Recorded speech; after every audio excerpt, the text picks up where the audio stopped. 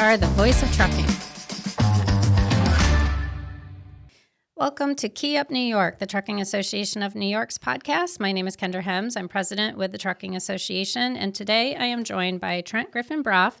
Trent is the founder and CEO of Tech Valley Shuttle and GB Logistics, and thank you so much for joining us today. Thank you guys for having me. Happy to be here. Great. Well, Happy New Year. Happy holidays. Yes, happy Jumping New right Year. into 2024. Ground rolling. Hit the ground rolling. That's right.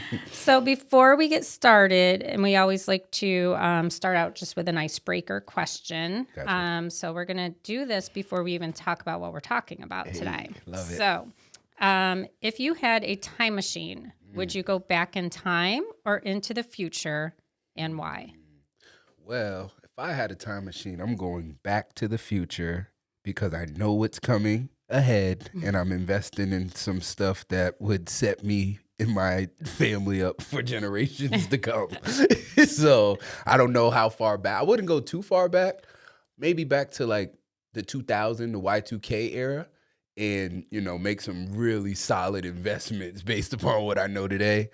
Maybe even treat it a little bit like Back to the Future, make a couple sports bets that are definitely going to land, So I would definitely utilize it that way. That's awesome. I think that's a great answer. Well, you're joining us today because we're talking about our Jails to Jobs program. That's right. You and I first met back in 2022. I had to look because I'm like, I know it was a while ago, but I couldn't remember specifically when it was. And it was actually a little further back than I initially thought. I was just thinking that when you said it, I'm like, man, so 2 years ago already. Yeah, Wow. I think it was like the spring of 2022. Yep. And it was to talk about kind of the infancy of our Jails to Jobs program here at the association. And we were talking about the potential of working together at that time. Yep. And one of the reasons why I was reaching out to you was actually through a mutual acquaintance when I had been speaking about this program. They say, "Oh, you need to talk to Trent," which prompted me to do that. But before we kind of get into all of that, I want to talk a little bit about you and kind of your pathway to where you are today. You've been incredibly successful in your career. A lot of it by focusing on team development and leadership. Yes. That has led to numerous awards and accolades, of which I'm going to name a few of them just because I think it's so impressive to me. Thank you. You were the first Black-owned business to be named one of the best places to work by the Albany Business Review. Right. You were honored by Forbes as one of the next 1,000 entrepreneurs, which is really cool. Mm-hmm. You've been recognized by the New York Times, Bloomberg Business Week, and Bloomberg Radio for your achievements. And then just recently in 23, you were recognized by the Small Business Administration as the Small Business Person of the Year. Congratulations. That is awesome. Thank you. And that's just a few of them. There's a lot more. And it's so impressive just to hear that. But I think what's more impressive is that your pathway to your success is very different than most. So why don't we talk a little bit first about your background, and then that I think segues really well into this Jails to Jobs program and our partnership. Love it. Man, well, first off, sometimes hearing that stuff, it's always humbling. I'll say that, just to hear that stuff. It actually, for me, sometimes make me feel uncomfortable. I don't know why. I just don't know why, but it really does. But it's all things that I'm very, very proud of, especially like you were saying, just coming from my past. And so my makeup is I was someone originally born in New York City, the Bronx. My father passed away when I was really young, 8 years old. It was a week before my birthday, my ninth birthday. By the time I was 9, well, soon after that, we moved back upstate, me and my mother. Both of my parents had some addiction issues. I lived with my grandparents for some time. Barely graduated school.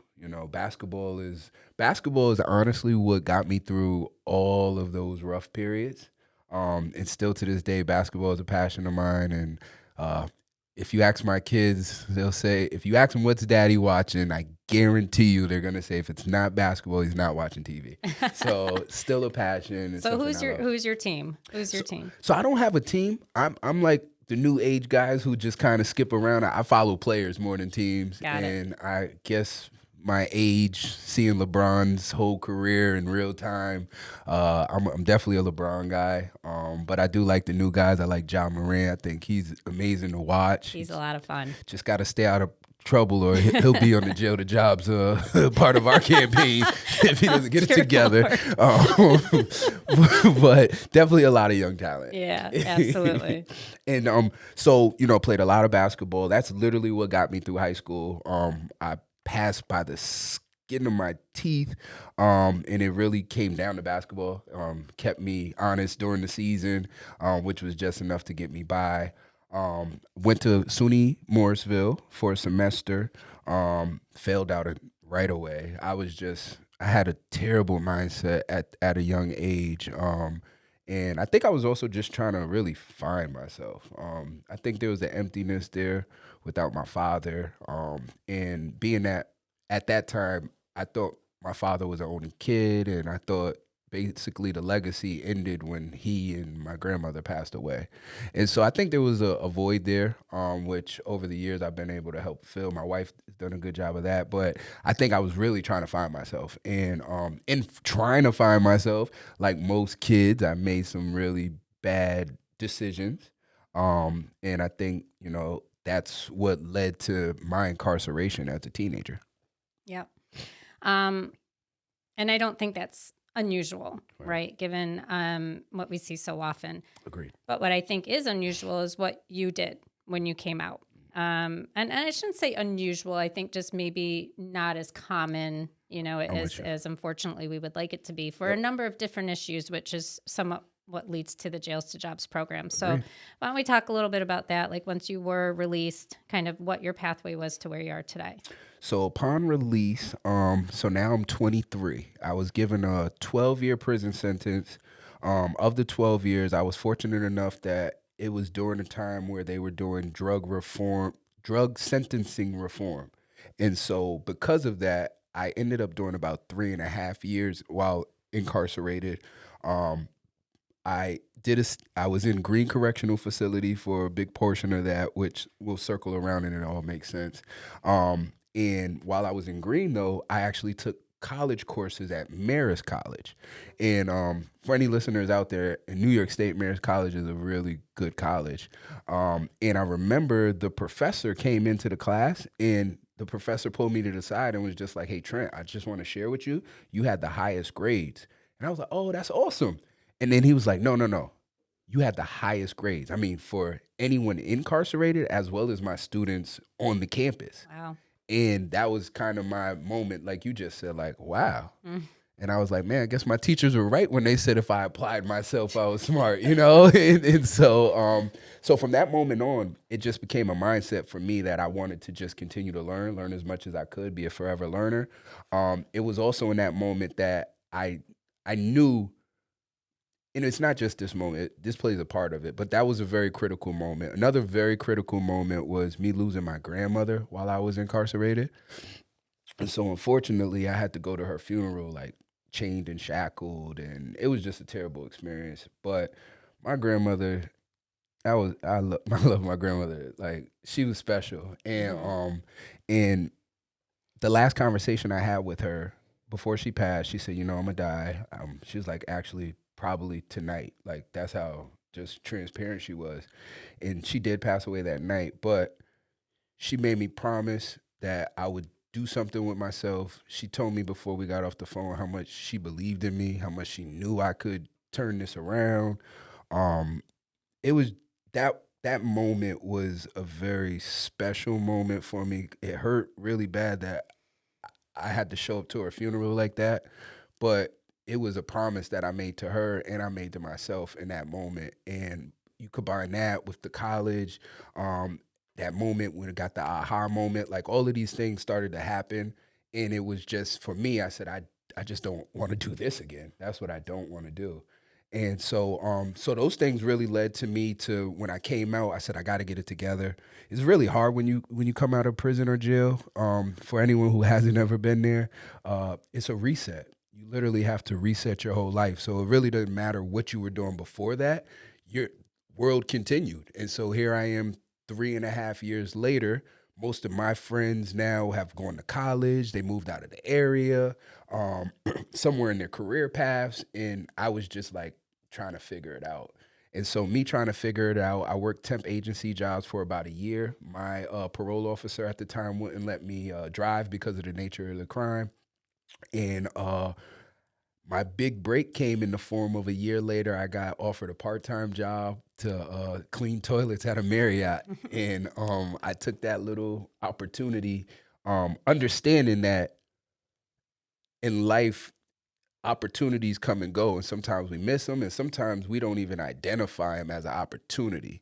And in that moment, I knew that one, I needed to keep a job. I wanted a full-time job, and I thought it could be an opportunity. And look, unbeknownst to me, I didn't know within 5 years, 6 years, I would go from cleaning toilets at a Marriott to becoming a general manager. That was just a lot of hard work. My wife working with me, being determined, you know, being appreciative. I remember the first time I got put on salary for the first time, I was making $42,000 a year. I had a 401k. And so, just being very appreciative of Yeah. where I came from. But that inspired me to want to keep going. And even in that moment, unbeknownst to me, I was inspiring people in my network. And before I left here, I was talking to a member of the team, Darnell, and who's now our sales leader. And I had a meeting before I introduced him to somebody I was meeting with from Forward Us, Mark Zuckerberg's reform company. They were just over there. And Darnell was sharing how, and I forgot this, he said he remembered when he came into the hotel, I gave him the same spew because he was formerly incarcerated. And I said, bro, stick with it. I was cleaning toilets 18 months ago. Now I'm the front desk manager. I'm going to be running this place one day, and you could do the same. And, he just, it gave me goosebumps, him sharing that story. But, I think it's just been in my blood. It's been a passion. And so we took that opportunity, grew it, now transitioned, went to a different hotel for a big family in Schenectady, the Malozzi's. Shout out to John Malozzi, Bobby Malozzi, Christine Malozzi, and the whole family. They were wonderful people, and they gave me the opportunity to run their hotel. I did that for 2 years.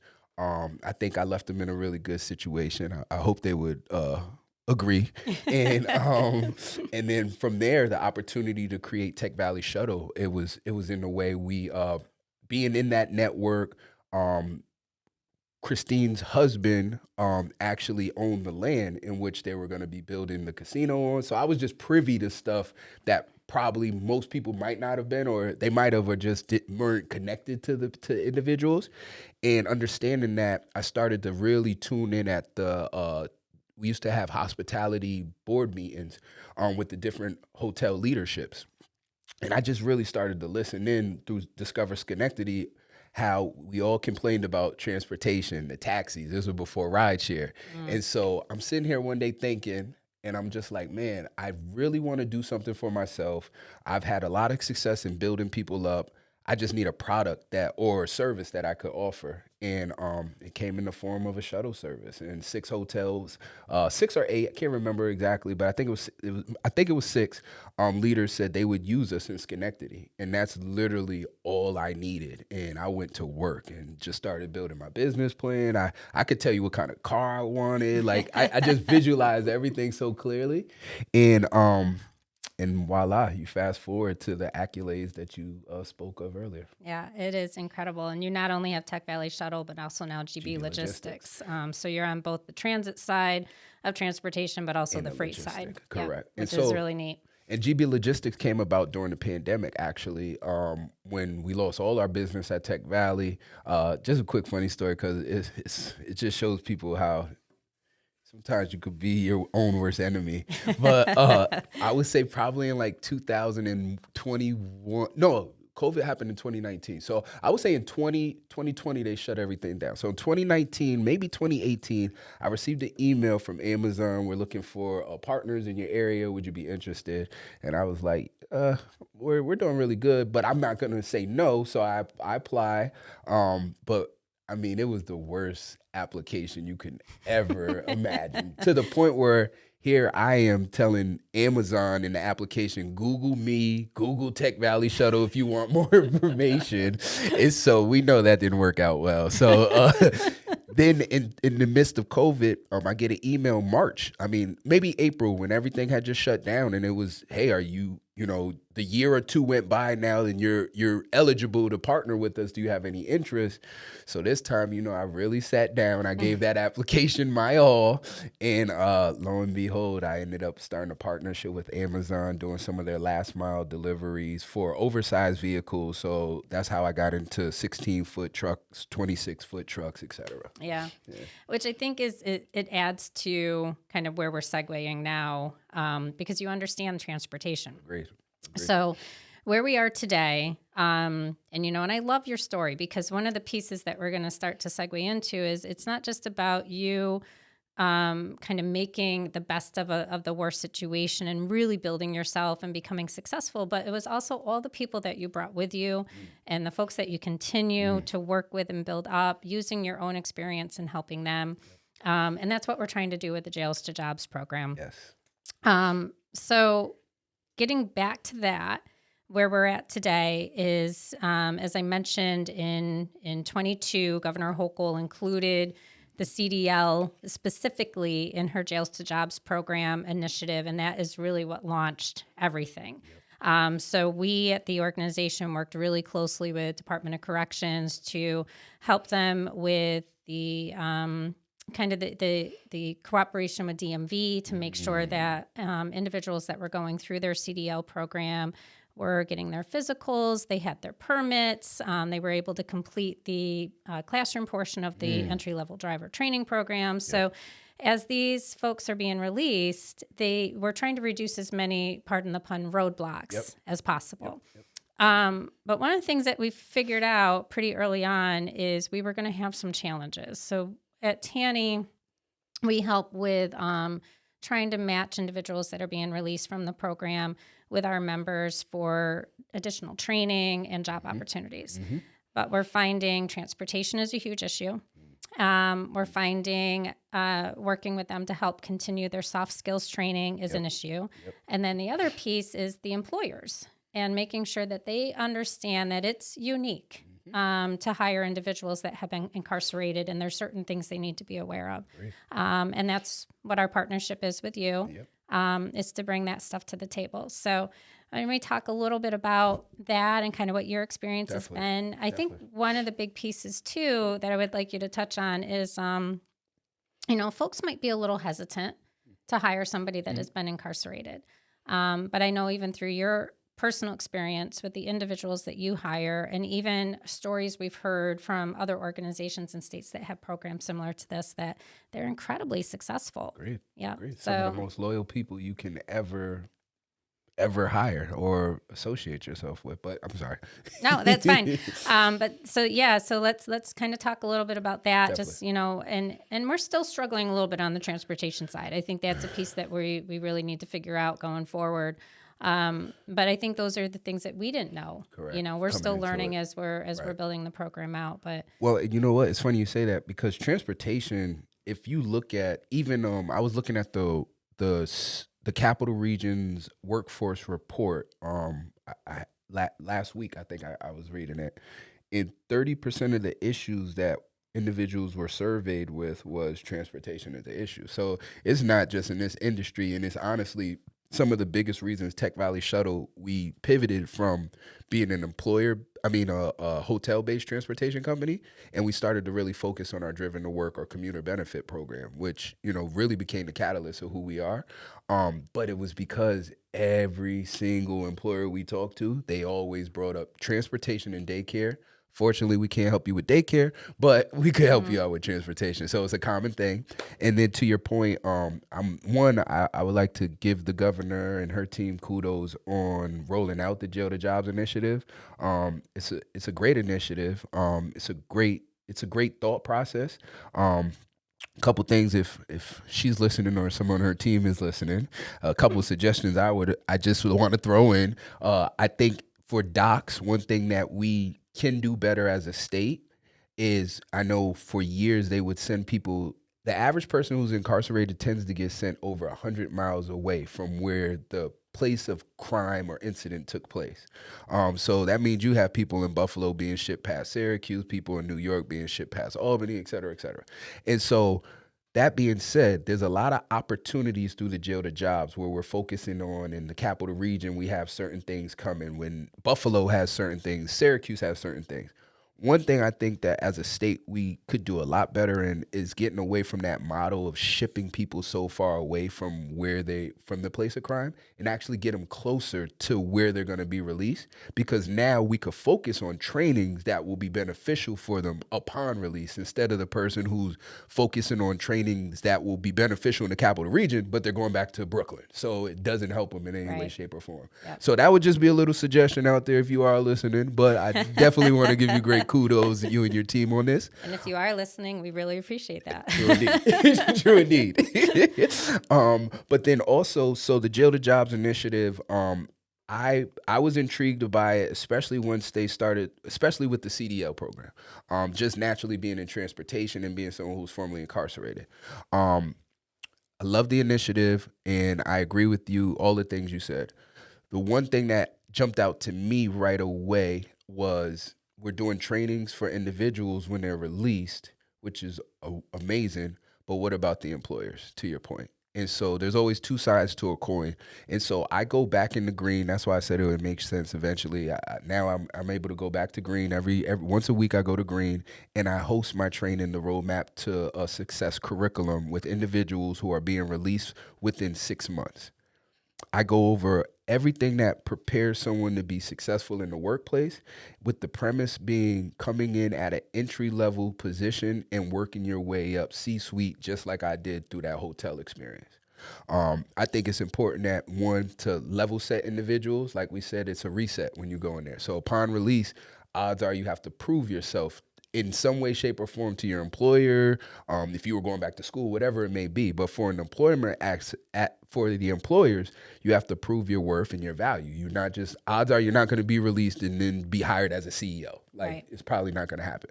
But odds are you could come in and work for a company at an entry level rate or entry level position and then work your way up and eventually one day be that CEO. Mm-hmm. And so that's what my curriculum is all about. And so we start with, from day one, everything we do, we parallel, we bring it right back to how the business community utilizes it. But we also put in systems that could be beneficial for individuals. So from day one, I come in, we do a lesson on mission statements. As you guys know, every organization has a mission statement. At ours at Tech Valley, it's to combat poverty through transportation solutions. And so, and workforce development. And so, then what does that mean for an individual? Well, that means when you are looking at going on job interviews, you should be asking questions in regards to what the mission is, or as I tell them, better yet, if you know the mission, if you know the organization's core values, before you go in on that interview, if you drop that, I can guarantee you're probably 99.9% ahead of any other applicant who came in that door, because most people aren't taking the time to do that or know that stuff. Also, why is it important? Because if you have a new mission in life, which we identify, what was your old mission that landed you in jail or prison? What is your new mission? What are the values that landed you in jail or prison? What are your new values? And then we also talk about company values. But I tell them it's important because your new values, your new mission should also be in alignment with the organization you're working with, because now it makes it a lot easier to go to work. You guys have a common goal, a common thread, and that common goal is going to be your why when things get tough. And things are going to get tough. Like going from cleaning toilets to the general manager, it wasn't always great days, you know? and so it's going to get tough. And so, I'll go in, I do that. I'm happy to say we've actually had people starting to graduate out the class, which is awesome. But then on the flip side of that, I'm also now working with employers. And so like this month, I'm going to be training the capital regional food bank. Mm-hmm. Doing a training with their team, talking and doing a training with CDTA. We're just looking to finalize the date. Also, there was somebody else I just made up. Oh, and for Business for Good as well. So we're just looking for a date. So I have at least 3 of those trainings coming up within the next 90 days for some of the biggest organizations in the region. And basically what I allow, I have about 20 different employer curriculums that they could choose from, talking about addressing bias and stereotypes, talking about how to take advantage of incentives. There's so many tax incentives. Most employers aren't taking advantage Yeah. of. And, and just a quick example, the WOTC credits. These are credits that are available for any employer who hires and staffs someone for over 60 days. You could get nearly $9,000 depending on what their background is and what they're eligible for. On top of that, there's a federal bonding program. So anyone who's been incarcerated for free, you can get them bonded, protecting your organization. So now let's just say Julie went to jail for something, I don't know, and you're not sure if you want that person at your cash register. Well, now you get them bonded. So if something was to happen at that cash register, your company is protected still. You lose nothing.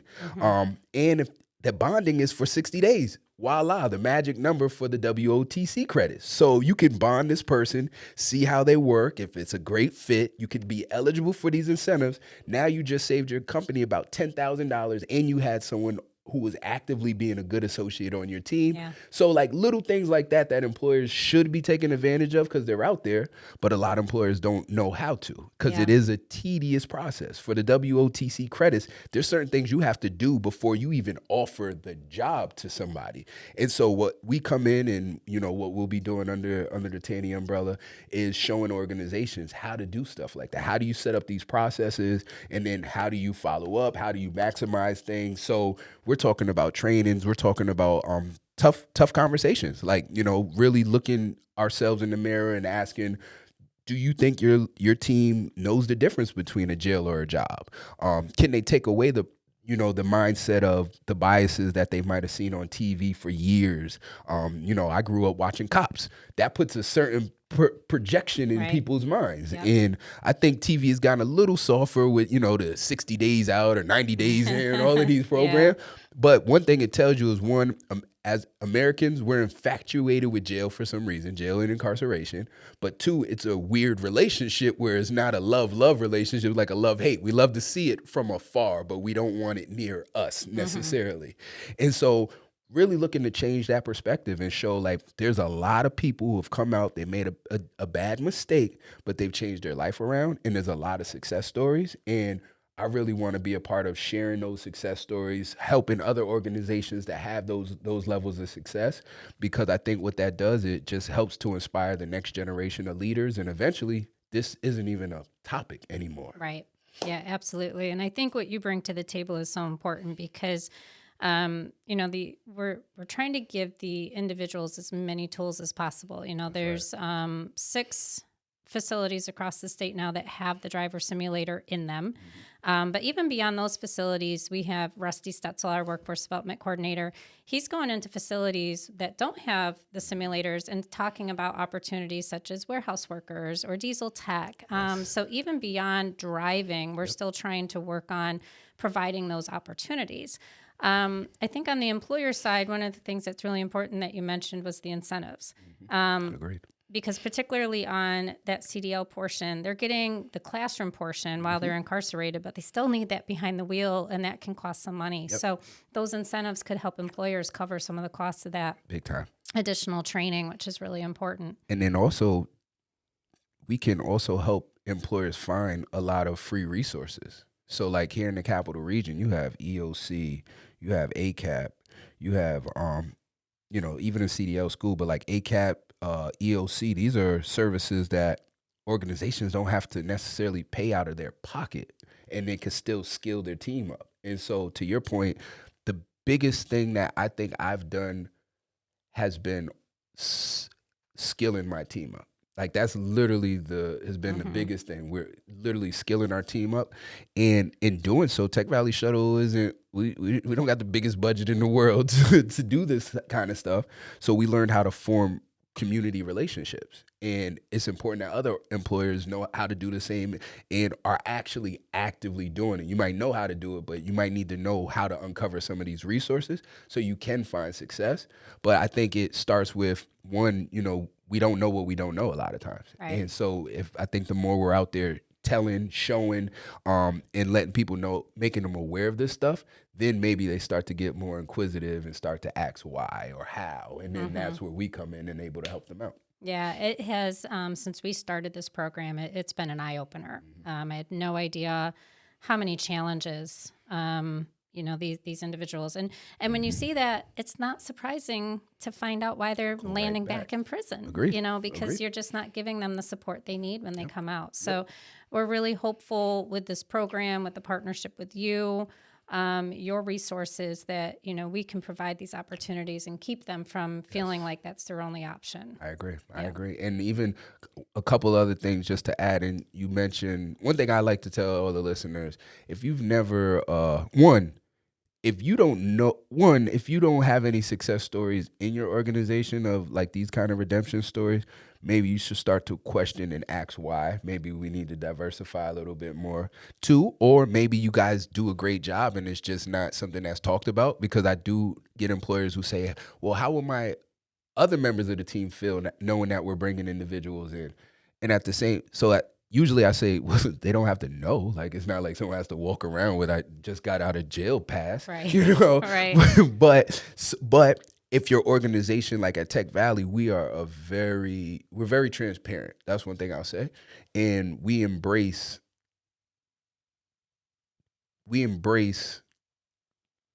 people at their low. And try to build people to their highest high. And so in embracing people in that low, that means, we're very communicative about, hey, if you've been homeless before, share that story. Or if you've been through this, like, share your story, get it out there. One, it helps us as an organization start to identify how maybe we could be a resource in some of these spaces. Two, you don't know what you don't know. So now you're opening us all up to things that are out there. And then three, is we all feel like we're a part of something, like, and so at Tech Valley Shuttle, we're the misfits. That's that's what we always say. We're the misfits, the people Like who Rudolph. That's right. And but just like Rudolph was the special one. Absolutely. And so as the misfits, sometimes if we just recreate what it looks like on the outside, we could show the world that you're the special one. And so so that that's what we've done at Tech Valley, and just really want to help other employers do that. We have some great partnerships with Forward Us, Mark Zuckerberg's organization. They were literally at my office just today before I came over here, just talking and explaining ways that we could continue to grow and work together. We're brand ambassadors for them, so they're going to be sharing a lot more stories about just my associates, different members of the team. We want to put an emphasis on sharing positive messages, so other employers get that. And then also Reform Alliance is another organization that we're brand ambassadors for. They do a lot in the probation space. They became really well known because the owner of the Patriots, the 76ers, Jay-Z, some other people like that, Von Jones, are their board members, so that got them really known. And then just some of my other connections, I've been working like with Honest Jobs. I recently met with the CEO of Honest Jobs, the CEO of Keystone Bakery, where they do the open hiring. So, expanding my network out to associate myself with other people who are doing just amazing things in this space. One, so we could pick and choose, hey, what's working, what's not working. But two, also now when I have someone that when I'm working with, hey, I'm being released and I'm going to New York. Well, if nothing else, I know I could at least connect you with Greystone. I said Keystone, with Greystone Bakery, and or if nothing else, while they're inside the prisons using their tablets, I'm able to now say, hey, go on Honest Jobs. They'll build a resume for you. You could build your resume out. You can start applying right now. 5 million people a month are applying through Honest Jobs for opportunities and just waiting to be released. The problem is we need more employers looking on Honest Jobs, just like they're looking on Indeed or ZipRecruiter and things of that nature. Right. And so there's so many resources out here. I mean, literally, it's just a matter of if you don't know, you don't know. And I just want to really yell out to the world what these resources are. Right, exactly. And that is what I think we're trying to do, right? Agreed. Because it is one of the interesting things that we found out too is we didn't realize, to your point, when individuals are released, they're not necessarily released to the area where they've been incarcerated. They get released back to the area that they came from, that the crime was committed. So we run into that same thing. We have to find out ahead of time, where are they being released so that we can identify employers in the area for them, which we've been able to do. I think we've had 5 or 6 so far. But again, the biggest challenge we keep running into is getting them back and forth to the job because they don't have transportation when they come out. So we're working through those issues. But I think overall, it's a win-win. We're still growing. We're still learning. I'm really excited for 24, though. I think we still got some growing pains to get through with this program as we're identifying those challenges, but we're going to get there. I agree. And I'm really excited about it. So really looking forward to continuing to work with you and learning from you because to your point, there's so many resources out there that we don't know about that we need to be in sharing, with our members as well through the program. So I don't know if you have any closing thoughts as we start to wrap up. My only closing thought would be, if you're a key decision maker, business leader, I would challenge you to just do a little research around the benefits of hiring returning citizens. Like just do a little research on that, and then from there, if you have any questions, definitely reach out to TANY. And being under their umbrella, I could be a resource and help you out. But I just want to challenge business leaders, thought leaders, key decision makers. Just take 10 minutes and just do a little investigation on what the positive benefits could be. Yeah, and I think that's a great point. When we first started looking at this as an option, I was kind of questioning that same thing, like would our members take advantage of this? And in doing my own research on it, I found exactly that. Like there's so many stories across the country of where programs like this are successful. Yep. So yeah, to your point, I really encourage our members, TANY members, to get involved with this program. If it's something that you're interested in, please contact us here at the office or Rusty specifically. Trent is here as a resource. He's got a ton of valuable information. And can really make sure that we're doing everything we can to make this program a success and provide new opportunities. So Agreed. Well, I just want to say thank you. Thank you for the opportunity to partner with you guys on this. It means a lot to me, like sincerely. So thank you for trusting in me in that regard. Definitely want to shout my guy Rusty out. And other than that, again, thank you for having me on the show and creating some time. And I'm definitely looking forward to us just crushing it in 2024 and beyond. Excellent. Myself as well. Yes. All right. Well, I think that wraps it up for another edition of Key Up New York. Be sure to like us, follow us, share us, tell your friends all about us, and we'll see you next time.